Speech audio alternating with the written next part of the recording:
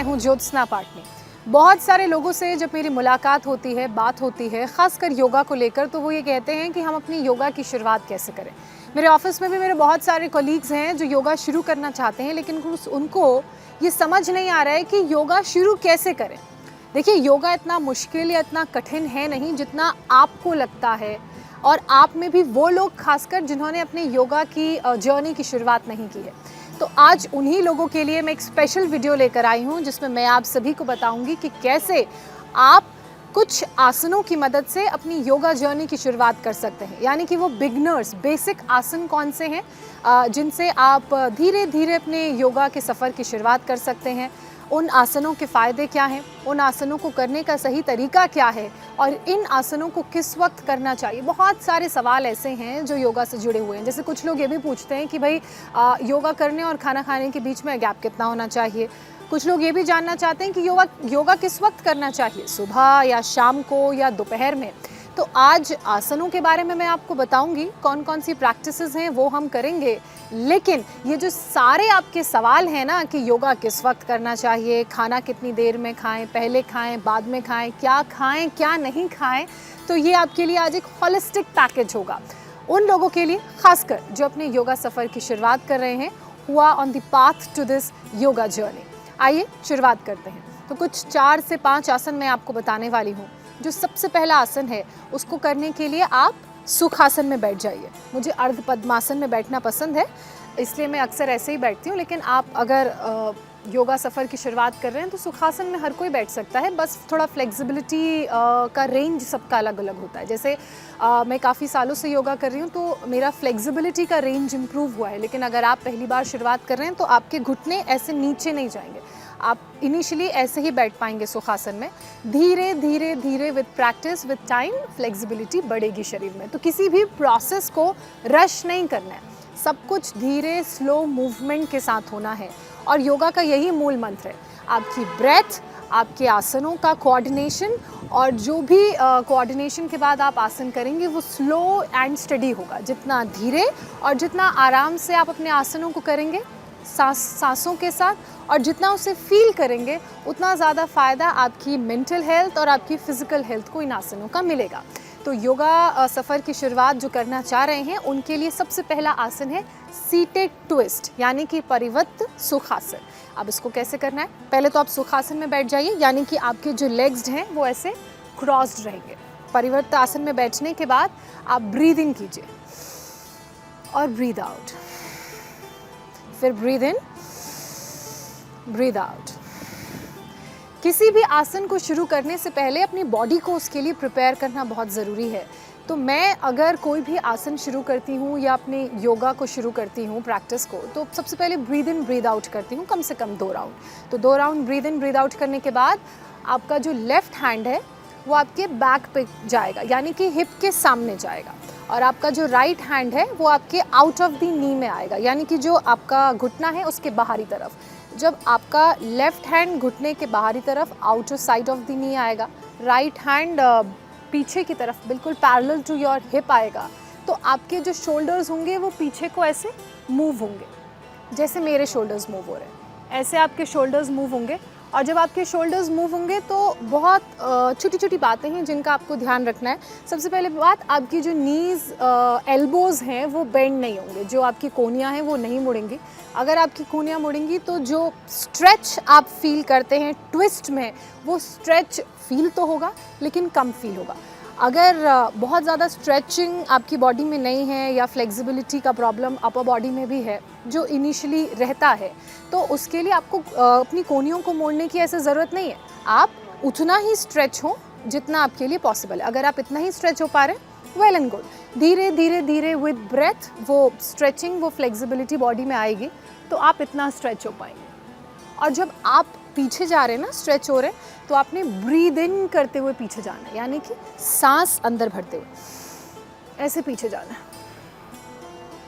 यहाँ होल्ड करके रखना है। कोशिश करिए कि 15 से 20 सेकंड तक आप होल्ड करें, और धीरे धीरे ये जो ड्यूरेशन है टाइम का, इसे 15 से 20 के बाद 25 से 30 कर सकते हैं। अगर आपको ऐसा लगता है कि जो ट्विस्टिंग है वो अच्छे से हो रही है तो आप 45 सेकंड्स तक भी होल्ड कर सकते हैं। और जब आप ऐसे होल्ड करेंगे, अब आंखें किस तरफ देखेंगी, गेज़ किस तरफ रहेगा, वो भी मैं आपको बता देती हूँ। क्योंकि अलाइनमेंट जितना बेहतर होगा, जितना नीट एंड क्लीन आपका अलाइनमेंट होगा, उतना ज़्यादा आसनों का फ़ायदा होगा। देखिए, छोटी छोटी बातें हैं लेकिन इनके जो असर हैं हमारे शरीर पर वो बड़े हैं, इसलिए मैं लाइन, लेंथ और अलाइनमेंट का हमेशा ख्याल रखती हूँ। तो आपने ऐसे ब्रीद इन करते हुए आप पीछे ट्विस्ट हुए, आपका ये जो राइट शोल्डर है उसके ऊपर से बिल्कुल सामने, जो आपको सामने चीज़ दिख रही है, कोई एक फोकस पॉइंट ढूंढ लीजिए, आपकी आंखों का गेज उस तरफ होगा, ऐसे।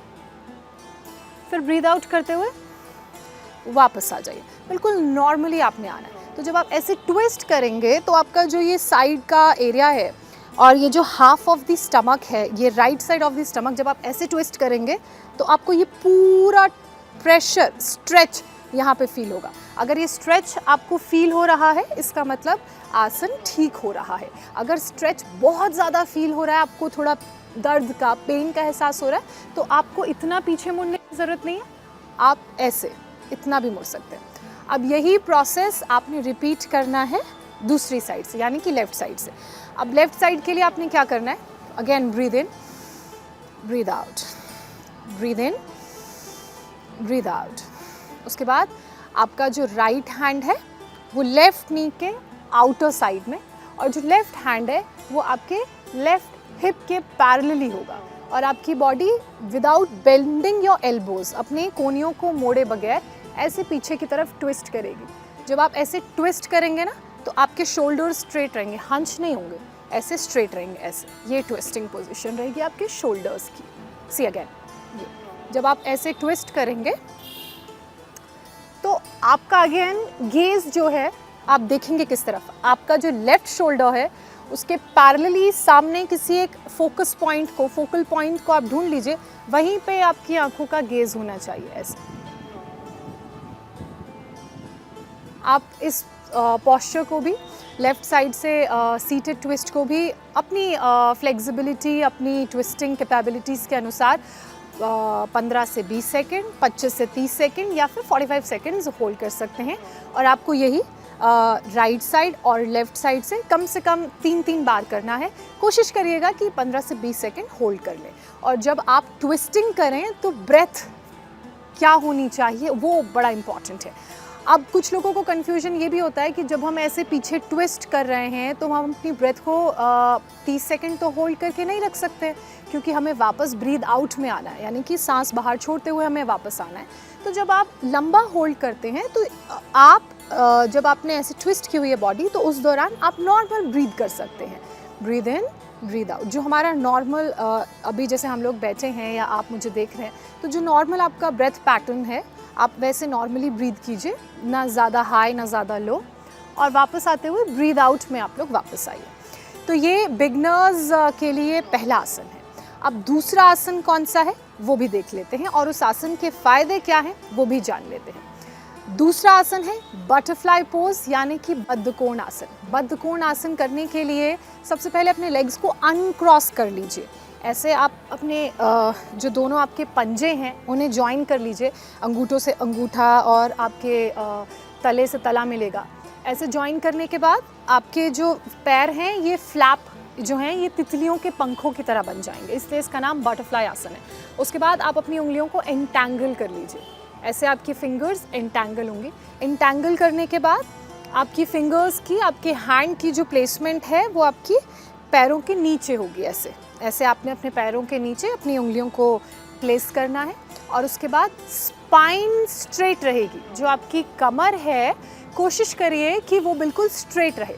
अगर स्ट्रेट नहीं हो पा रही है और ऐसे हंच आ रहा है तो देन आसन करने का कोई फ़ायदा नहीं, फिर ये आपको स्पाइन की और प्रॉब्लम्स देगा।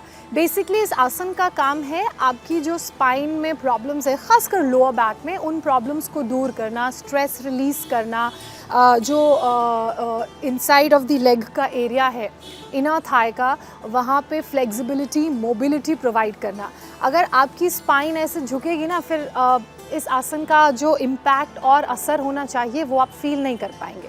अगर आपकी स्पाइन झुकती है तो कोशिश करिए कि आप अपने हाथों को ऐसे अपने शोल्डर्स को रोल आउट करें और फिर रिलैक्स। उसके बाद हाथों को प्लेस करें अगर फिर भी प्रॉब्लम हो रही है तो आप क्या कर सकते हैं, जैसे मैं तो मैट पे बैठी हूँ, आप यहाँ पे एक बॉल्स्टर रख सकते हैं या एक पिलो रख सकते हैं। आप उस पिलो की एज पे बैठ जाइए, सो दैट जब वो हाइट आएगी ना तो पैर ऑटोमेटिकली आपके ऐसे ओपन होंगे और आपकी स्पाइन ऐसे स्ट्रेट होगी। उसके बाद धीरे धीरे आपने फ्लैप्स मूव करने हैं, यानी कि अपने दोनों ही पैरों को ऊपर नीचे मूव करना है। जैसे तितलियों के पंख आपने मूव करते हुए देखे होंगे, वैसे ही आपके जो दोनों पैर हैं वो ऐसे ऐसे मूव होंगे। अब जब आप आसन की शुरुआत कर रहे हैं या आप आसन कर रहे हैं तो उस वक्त आपको बिल्कुल भी ये नहीं सोचना है कि मुझे अपनी नीज़ को ऐसे फ्लोर से लगाना है, मुझे वो परफेक्ट वाली फ्लेक्सिबिलिटी चाहिए, क्योंकि flexibility is not a one day thing. Flexibility आने में साल लग जाते हैं, रेगुलर प्रैक्टिस लगती है और सबकी बॉडी अलग अलग बिहेव करती है, अलग अलग तरह से बनी होती है। हो सकता है कि आपकी लोअर बॉडी में फ्लेक्सिबिलिटी कम हो लेकिन अपर में ज़्यादा हो, या ये भी हो सकता है कि आपकी अपर में कम हो लोअर में ज़्यादा हो। तो आपको पहले ये फाइंड आउट करना पड़ेगा। फाइंड आउट करने के लिए आपको आसन रेगुलरली प्रैक्टिस करने पड़ेंगे।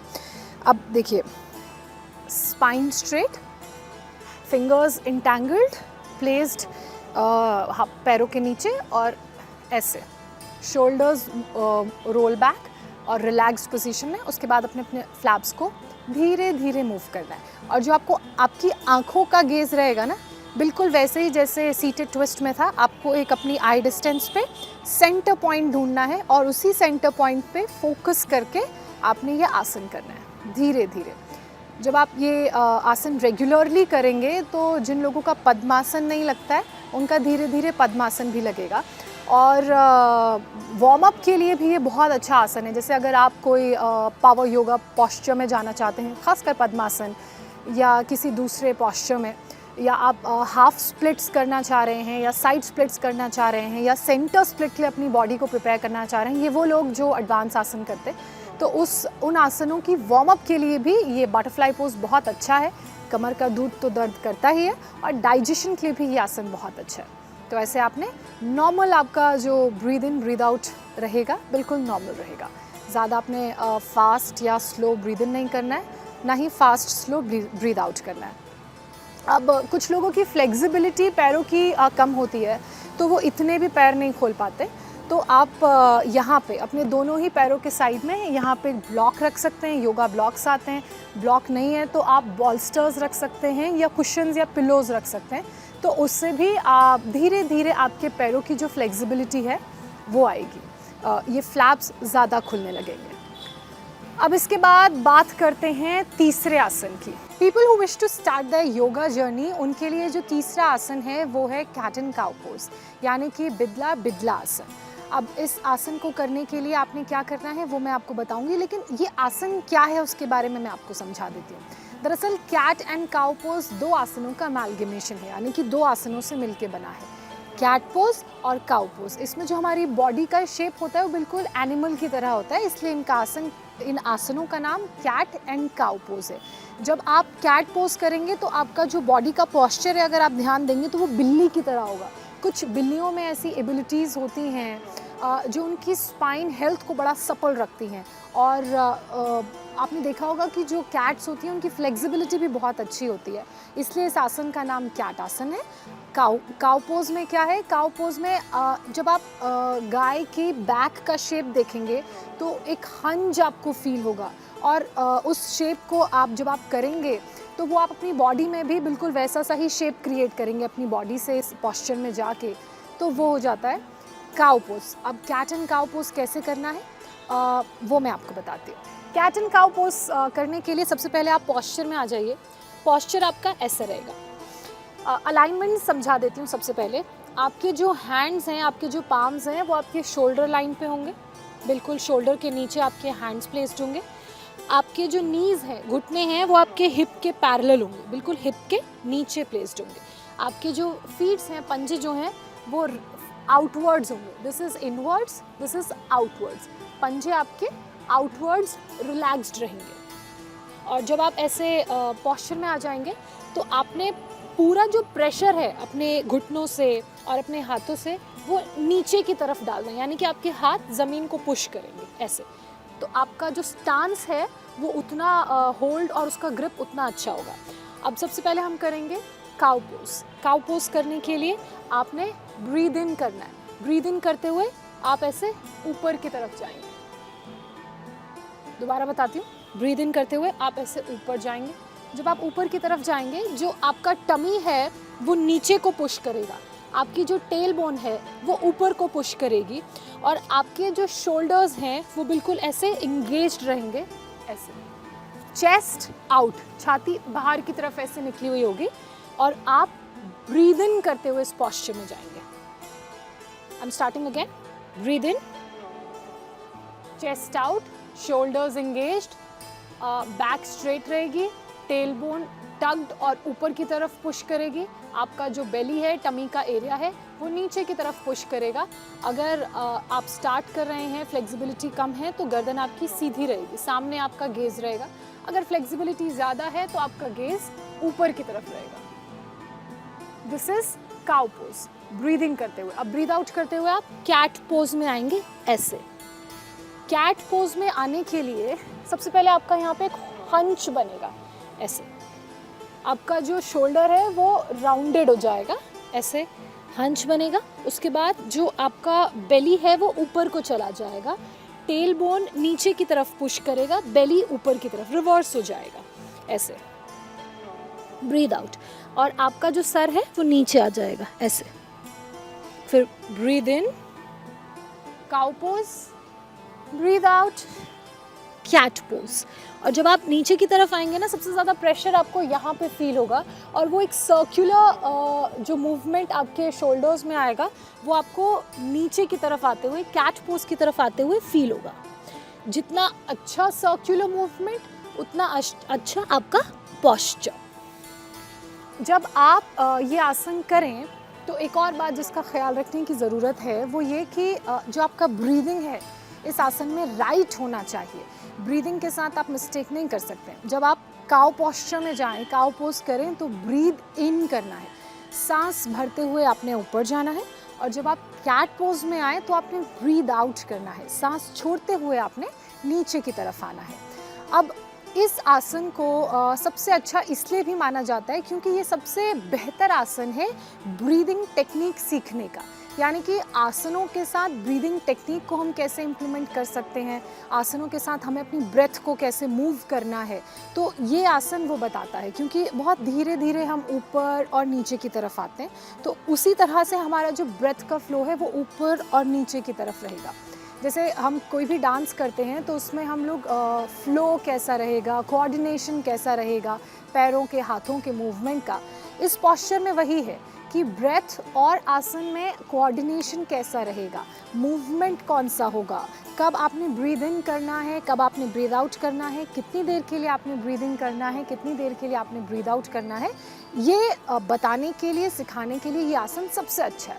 देखिए, आपने बहुत सारे आसनों में जब आप उसे ऐसे जैसे हम सीटेड ट्विस्ट कर रहे थे, जब आप पीछे की तरफ अपनी बॉडी को मूव करके होल्ड करते हैं तब आप ब्रेथ होल्ड नहीं कर सकते, तब आपको नॉर्मल ब्रीदिंग ब्रीद आउट करना होता है। लेकिन जब आप ये वाला आसन करते हैं, जब आप धीरे से ऊपर की तरफ जाते हैं तो आप ब्रीद इन करते हैं, तो यानी कि you are playing with your breath, you are moving your body with your breath. और जब आप ऐसे ब्रीद आउट करते हैं, हंच बैक करते हैं, नीचे की तरफ आते हैं, तो आप कैट पोज में आ जाते हैं। तो यानी कि जो आपका मूवमेंट है वो ब्रेथ के हिसाब से, breathe out, breathe in, breathe out, breathe in. तो ये इस आसन के का सबसे बड़ा एडवांटेज ये है। अब इस आसन के बाकी फ़ायदों की बात करें तो ये आसन आपके मेरुदंड के लिए, यानी कि आपकी स्पाइन के लिए, आपकी बैकबोन के लिए बहुत अच्छा है। पूरी बैकबोन का मूवमेंट इसमें होता है, और जब वो मूवमेंट होता है, आपकी जो बैकबोन है वो आपके ब्रेथ के साथ, आपके पोस्चर के मूवमेंट के साथ मूव करती है, तो वो आपकी स्पाइन को सपल रखती है, हेल्दी रखती है। और जो भी पूरे दिन भर की थकान ऑफिस में होती है, या कई बार हम लोग बहुत वेट महसूस करते हैं, स्कैपुलाज में, लोअर बैक में पेन होता है, तो उस वेट को रिलीज़ करती है, उस प्रेशर को रिलीज़ करती है, उस पेन को दूर करती है। इसलिए इस आसन को रेगुलरली करना चाहिए, और साथ ही बहुत आसान आसन है, तो आप इसे अपनी रेगुलर प्रैक्टिस में भी, या फिर बिगनर भी हैं तो भी इसे अपनी प्रैक्टिस में शामिल कर सकते हैं। अब बात करते हैं अगले आसन की। तो जो अगला आसन है उसके लिए मुझे अपनी सीट पर खड़ा होना पड़ेगा। लेकिन उस आसन की शुरुआत करने से पहले मैं उसके कुछ फ़ायदे आपको बता देती हूँ। हम करेंगे vrikshasana, tree pose. Tree pose हमारे लोअर हिप से लेग्स तक के लिए बहुत हेल्दी है। स्ट्रक्चरल बैलेंस के लिए ये आसन बहुत हेल्दी है। आपके लेग्स में कितनी स्ट्रेंथ है उसे चेक करने के लिए और वो स्ट्रेंथ बिल्ड करने के लिए, बैलेंस के लिए, कंसंट्रेशन के लिए और डाइजेशन के लिए ये आसन बहुत अच्छा है। तो आइए आसन की शुरुआत करते हैं। मैं करने जा रही हूँ वृक्षासन, ट्री पोज। बिल्कुल वैसा ट्री जैसा आपको अपने घर के आसपास नज़र आता होगा या मेरे राइट साइड भी नज़र आ रहा होगा। अब इस आसन को करने के लिए आप बहुत ही काम हो जाइए। आपके दिमाग में जो भी टेंशन है वो निकाल दीजिए, क्योंकि सोचते रहेंगे तो बैलेंस होगा नहीं, पोस्चर बैलेंस नहीं कर पाएंगे।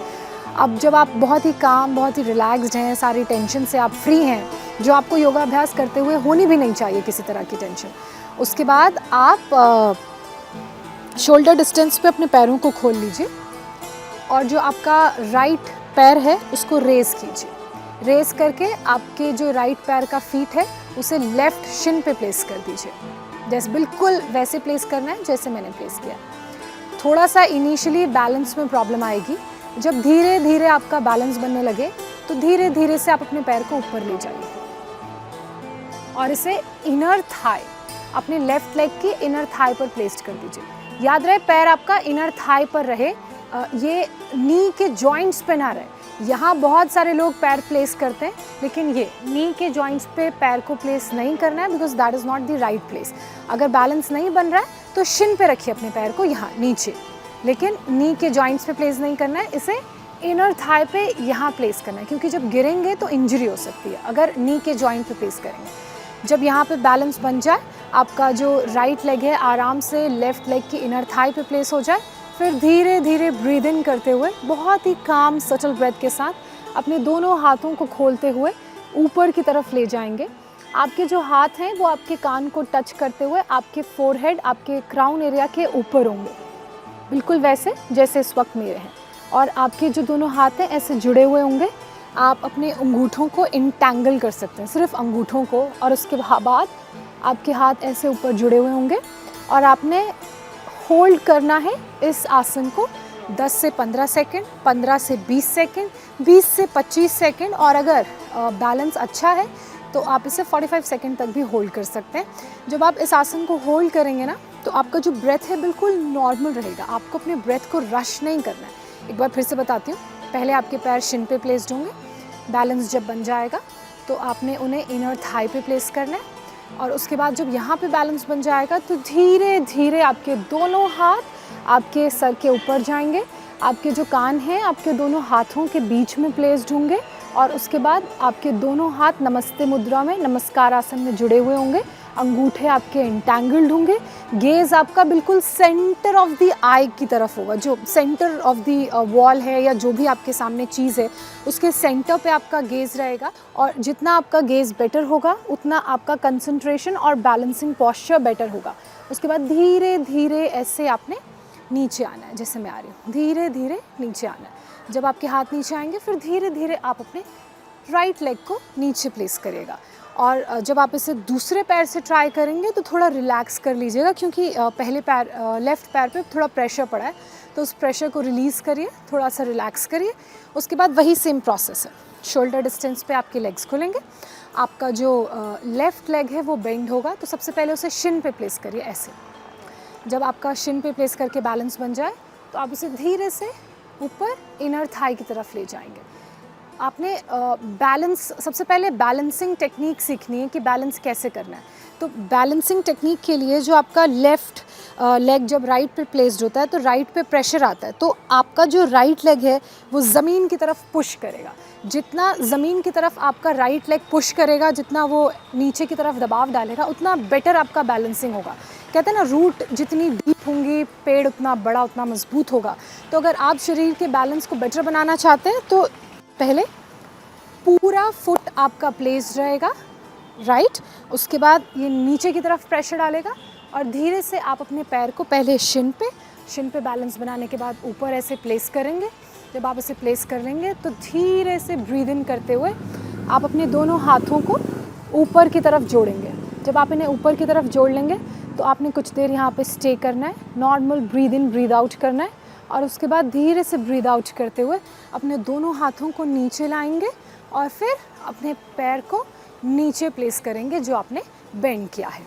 बहुत ही आराम से आसान सा आसन है, बस बैलेंसिंग टेक्निक सीखनी पड़ेगी और उसके लिए जितने मज़बूत आपके लेग्स होंगे उतनी बेटर आपकी बैलेंसिंग होगी। तो आप जो बेसिक लेग स्ट्रेंथनिंग एक्सरसाइजेज होती हैं जैसे कि स्क्वाट्स वो भी कर सकते हैं। उसके बारे में भी मैं किसी दिन आपको इन डिटेल बताऊंगी कि लेग्स को कैसे मजबूत करना है, कौन कौन सी एक्सरसाइजेस करनी है, उस पर भी हम बात करेंगे। अब बात करते हैं अगले आसन की। अगला आसन जो बिगनर्स योगा प्रैक्टिशनर्स जिसे कर सकते हैं, उसके लिए आप अपने पैरों को शोल्डर डिस्टेंस से थोड़ा सा ज़्यादा वाइड ओपन कर लीजिए।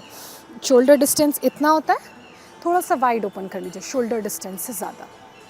उसके बाद मेरे पैरों की मूवमेंट पर आप ध्यान रखिएगा, मेरे फीट की प्लेसमेंट कैसी होगी वो बहुत ज़रूरी है, अलाइनमेंट बहुत ज़रूरी है, उस पर आप ध्यान रखिएगा। अब देखिए, जब मेरा राइट फुट है वो राइट साइड टर्न होगा। पहले ऐसे था, ये आसन करने के लिए right foot right side turn होगा, जो मेरा लेफ़्ट फुट है वो स्लाइटली राइट साइड टर्न होगा। ये अभी ऐसे था स्ट्रेट, लेकिन इस आसन के लिए से स्लाइटली राइट हम लोग ट्विस्ट करेंगे, टर्न करेंगे। उसके बाद जो आपके जो हिप्स हैं वो टक्ड इन होंगे। उसके बाद आपके दोनों हाथ ऐसे पैरेलली ओपन होंगे। फिर आपने अपनी लोअर बॉडी को स्टिफ रखना है, बिल्कुल ग्रिप रखना है लोअर बॉडी पे, और राइट बॉडी जो अपर बॉडी है वेस्ट से ऐसे मूव करके नीचे जाना है। ऐसे आपने ऐसे नहीं मूव करना है, आपने वेस्ट से ऐसे मूव करके नीचे जाना है। See again, right foot right side, left foot slightly right, hips tucked in, हाथ दोनों शोल्डर डिस्टेंस पे ओपन रहेंगे और अपनी लोअर बॉडी को स्टेबल रखते हुए कमर से मूव करना है, कमर से नीचे आपने ऐसे बेंड करना है, ऐसे। ये है ट्रायंगल पोज, त्रिकोण आसन। अगर बहुत ज़्यादा यहाँ पे फ्लेक्सिबिलिटी नहीं है तो आप शिन को पकड़ सकते हैं, अपना हाथ शिन पे प्लेस कर सकते हैं। अगर फ्लेक्सिबिलिटी है, कंफर्टेबल हैं, नीचे की तरफ गिर नहीं रहे हैं, बैलेंस भी बन रहा है, तो धीरे धीरे आप नीचे आइए, अपने फीट्स पकड़िए, पंजे पकड़ें और दूसरा हाथ ऊपर की तरफ रहेगा।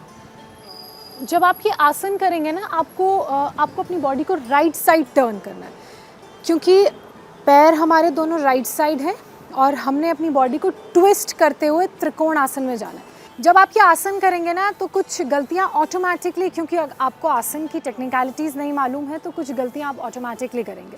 तो जो सबसे पहली गलती है वो ये कि जब आप अपने राइट फुट को राइट साइड टर्न करेंगे, लेफ़्ट फुट को स्लाइटली राइट साइड टर्न करेंगे, तो आपकी बॉडी भी राइट साइड टर्न होगी। ये नहीं करना है, बॉडी राइट साइड टर्न नहीं होगी, बॉडी स्ट्रेट रहेगी। बॉडी जब स्ट्रेट रहेगी तभी त्रिकोण आसन जो है वो नीट आएगा, पॉस्चर क्लीन होगा और उसके फ़ायदे जो हैं और जो स्ट्रेच है वो आप महसूस कर पाएंगे। बॉडी स्ट्रेट रखनी है, हाथ ऐसे पैरेलली खुले हुए, कमर के ऊपर से नीचे की तरफ बेंड करेंगे। फ्लेक्सिबिलिटी ज़्यादा नहीं है तो शिन पकड़ सकते हैं, फ्लेक्सिबिलिटी है तो आपने नीचे अपने फुट को पकड़ना है। और जब आप नीचे अपने फुट को पकड़ेंगे तो जो आपके शोल्डर्स हैं वो आउटवर्ड्स रहेंगे। आउटवर्ड्स मतलब ऐसे ऐसे हंच बैक नहीं करेंगे, ऐसे आउटवर्ड्स रहेंगे। आपके जो हाथ हैं वो स्ट्रेट रहेंगे, आपका जो गेज़ है वो ऊपर की तरफ रहेगा। आपने अपने लेफ़्ट हैंड को देखना है जो ऊपर की तरफ है, बिल्कुल ऐसे स्ट्रेट।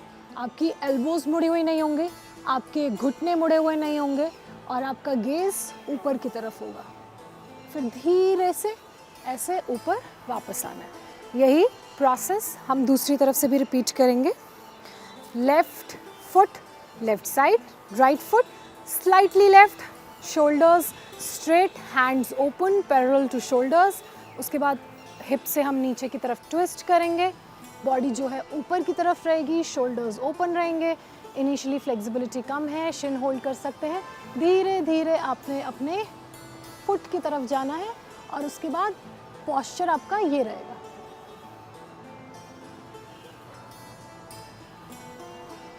गेज़ हमेशा ऊपर की तरफ रहेगा। अगर आपकी जो नज़र है वो एक फोकल पॉइंट पर रहेगी तो आपका जो बैलेंस है और आसन को करने का जो टाइम है वो आप बढ़ा सकते हैं।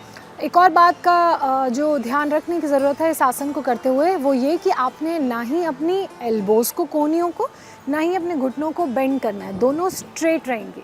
अगर आप नीचे ज़्यादा नहीं जा पा रहे हैं दैट इज़ एब्सोल्युटली फाइन।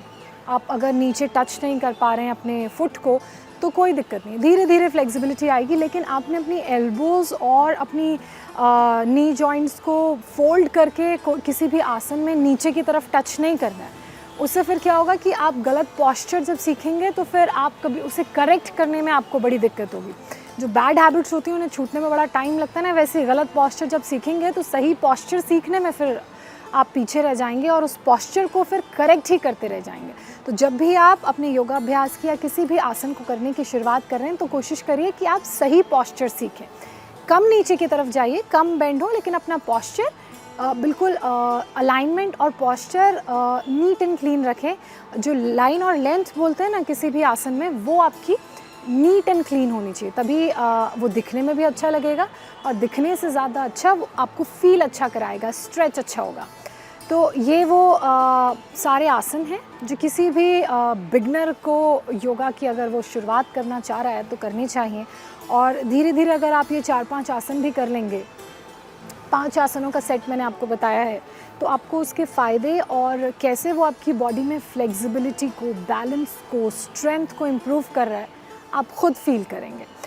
इस तरह के मैं और वीडियोज़ लेकर आऊँगी जिसमें मैं आपको बताऊँगी कि आप और कौन कौन से योगा अभ्यास कर सकते हैं और योगा अभ्यास से कैसे आप अपनी शरीर की अलग अलग बीमारियों को दूर भगा सकते हैं।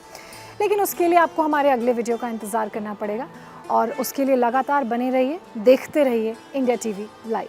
नमस्कार, थैंक यू।